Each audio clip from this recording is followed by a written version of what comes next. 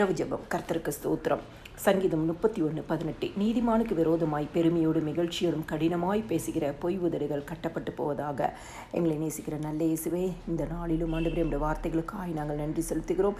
நீர் கொடுத்த எல்லா ஆசீர்வாதங்களுக்காய் உமக்கு நாங்கள் நன்றி செலுத்துகிறோம். ஏசப்பா, பாதுகாப்புக்காய் உமக்கு நன்றி செலுத்துகிறோம். ஏசப்பா, இந்த நாளிலும் அறிந்தும் அறியாமலும் செய்த எந்த ஒரு பாவமாக இருந்தாலும் இன்னும் ஒரு விசை உம்முடைய ரத்தத்தினால கழுவி பரிசுத்தப்படுத்துங்கப்பா. அதிகாலை எழும்பி உம்மை பாடி மகிமைப்படுத்தி உம்முடைய வேத வசனத்தை தியானிக்க எங்களுக்கு கிருபை கொடுங்க. காலைதோறும் உம்முடைய கிருபைகள் ஒவ்வொரு குடும்பத்திலும் புதிதாக இருப்பதற்காய் நாங்கள் நன்றி செலுத்துகிறோம். ஏசப்பா, தானியேலின் புஸ்தகம் 6வது அதிகாரத்தில் தானியேலின் மேலே குற்றப்படுத்தும்படியாய் அங்கே இருக்கிறவர்கள் எழும்பினார்கள்.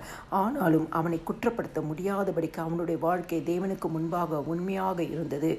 அப்பொழுது ராஜா கையெழுத்து வைத்து கொடுத்த கட்டளைகளை மதியாமல் தினமும் 3 வேளையும் தானியேல் செபிக்கிறான் என்று சொல்லி ஒரு குற்றத்தை அங்கே வைக்கிறார்கள். அதன் நிமித்தமாய் தானியேலை கொண்டு போய் சிங்க கெபியில போடுறாங்க. ஆனாலும் ஜீவனுள்ள தேவன் தானியேலை தப்புவித்தவராய் இந்த இடத்துல நம்ம பார்க்கிறோம். கிறிஸ்துவுக்குள் பிரியமானவர்களே, சிங்கங்களின் வாய்களை கர்த்தர் கட்டி போட்டார். காரணம், தாவீது குற்றமற்றவனாய் காணப்பட்டான்.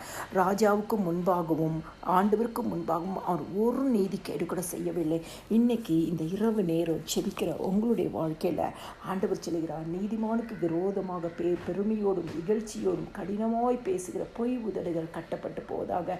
எதிரிட்டு எல்லா சூழ்நிலை கர்த்தர் ஒன்றுமில்லாமல் ஆக்கி போடுவார். நீதிமானுடைய சந்ததியோடைய தேவன் இருந்து ஆண்டவர் உங்களையும் உங்கள் குடும்பங்களையும் பிள்ளைகளையும் ஆசீர்வதிப்பார். இந்த இரவு நேர வசனத்தை கேட்கிற ஒவ்வொருத்தரையும் ஆண்டவருடைய வார்த்தை தேற்றும், ஆண்டவருடைய வார்த்தை அற்புதங்களை செய்யும், ஆண்டவருடைய வார்த்தை உயர்த்தும்.